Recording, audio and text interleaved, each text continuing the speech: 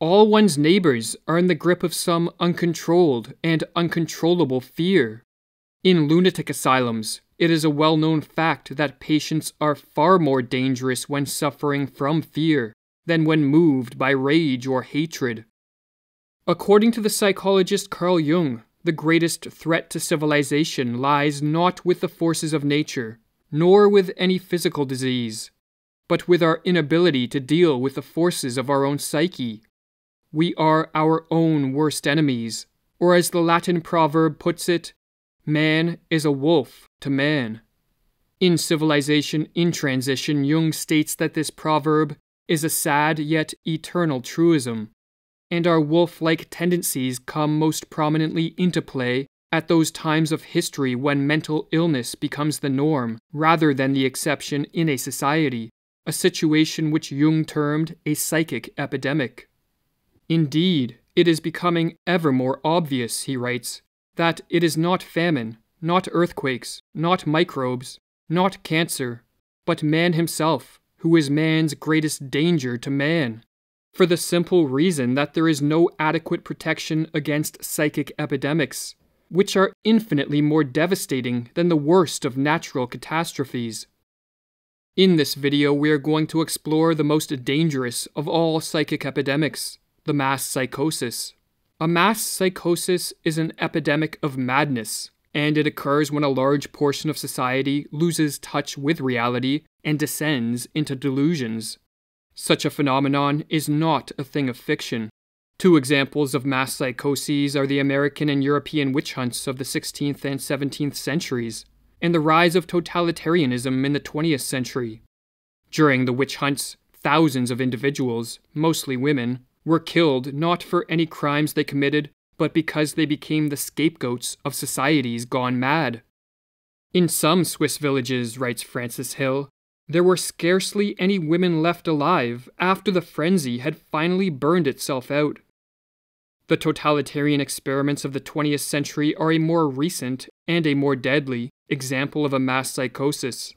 In countries such as the Soviet Union, Nazi Germany, North Korea, China, and Cambodia, it was a collective detachment from reality and a descent into delusions and paranoia that permitted the rise of the all-powerful totalitarian governments that destroyed the lives of hundreds of millions. The totalitarian systems of the 20th century represent a kind of collective psychosis, writes the medical doctor Just Mirlu. Whether gradually or suddenly, reason and common human decency are no longer possible in such a system. There is only a pervasive atmosphere of terror and a projection of the enemy, imagined to be in our midst. Thus society turns on itself, urged on by the ruling authorities. When a mass psychosis occurs, the results are devastating. Jung studied this phenomenon thoroughly and wrote that the individuals who make up the infected society become morally and spiritually inferior. They sink unconsciously to an inferior intellectual level. They become more unreasonable, irresponsible, emotional, erratic, and unreliable. And worst of all, crimes the individual alone could never stand are freely committed by the group smitten by madness. What makes matters worse is that those suffering from a mass psychosis are unaware of what is occurring.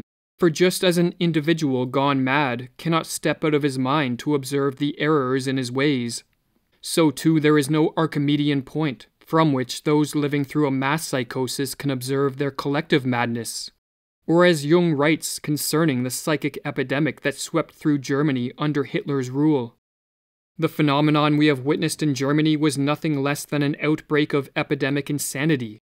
No one knew what was happening to him, least of all the Germans, who allowed themselves to be driven to the slaughterhouse by their leading psychopaths, like hypnotized sheep. But what gives rise to a mass psychosis? And what makes a society susceptible to this devastating phenomenon? For an answer, we must begin at the basics. We must explain what is meant by a psychosis, and what leads an individual into a state of madness. With this information, we can then examine how this process plays out on a mass scale. A psychosis can be defined as a detachment from reality or the loss of an adaptive relationship to reality. In place of thoughts and beliefs that conform to the facts of the world, the psychotic becomes overrun by delusions, which are false beliefs considered to be true despite the existence of evidence that proves the contrary. Delusion, writes Just Mirlu, can be defined as the loss of an independent, verifiable reality, with the consequent relapse into a more primitive stage of awareness. Delusions can take many forms. Some psychotics develop delusions of paranoia and believe they are constantly being followed, tracked, and observed. Others, such as catatonic schizophrenics, develop delusions about their ability to alter the state of the universe merely with the movement of their body, and so remain constricted in statue-like poses. But while delusions are false in the sense of not conforming to the facts of the external world, they are considered true to the psychotic and so influence how they interact with the world and with other people. Or as Jung writes, "If a man imagined that I was his arch-enemy and killed me, I should be dead on account of mere imagination. Imaginary conditions do exist, and they may be just as real and just as harmful or dangerous as physical conditions. I even believe that psychic disturbances are far more dangerous than epidemics of physical disease or earthquakes." While a descent into the delusions of a psychosis has many triggers, such as an excessive use of drugs or alcohol, brain injuries, or other illnesses, these physical causes will not concern us here. Our concern is with psychological, or what are called psychogenic triggers, as these are what usually lead to the mass psychosis. The most prevalent psychogenic cause of a psychosis is a flood of negative emotions, such as fear or anxiety, that drives an individual into a state of panic. When in a state of panic, one naturally seeks relief, as it is too mentally and physically draining to subsist in this hyper-emotional state for a prolonged period of time. To escape the fear and anxiety of the panic state, a positive or negative reaction can take place, and the positive reaction takes the following form. A greater effort is called forth, writes Jung. The individual will show more strength and willpower, and will try to overcome the obstacle or the cause of misery through physical, intellectual, and moral effort. If the strength of one individual is not sufficient, he will seek the help of others. If such an ultimate attempt fails, or if an individual is too weak from the start to show fight, then a negative reaction takes place. At the extreme, the negative reaction is a psychotic break. A psychotic break is not a descent into a state of greater disorder, as many believe, but a reordering of one's experiential world which blends fact and fiction, or delusions and reality, in a way that helps end the feelings of panic.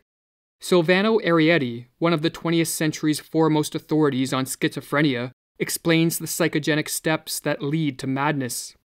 Firstly, there is the phase of panic, when the individual starts to perceive things in a different way, is frightened on account of it, appears confused, and does not know how to explain the strange things that are happening. The next step is what Arietti calls a phase of psychotic insight, whereby an individual succeeds in putting things together by devising a pathological way of seeing reality, which allows him to explain his abnormal experiences. The phenomenon is called insight because the patient finally sees meaning and relations in his experiences. But the insight is psychotic because it is based on delusions, not on adaptive and life-promoting ways of relating to whatever threats precipitated the panic. The delusions, in other words, allow the panic-stricken individual to escape from the flood of negative emotions, but at the cost of losing touch with reality. And for this reason, Arietti says that a psychotic break can be viewed as an abnormal way of dealing with an extreme state of anxiety. The American psychologist Alexander Lowen echoes this sentiment.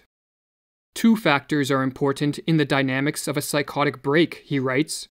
One is an ego that is weak or insecure. The other factor is a flood of feeling that cannot be integrated by the ego.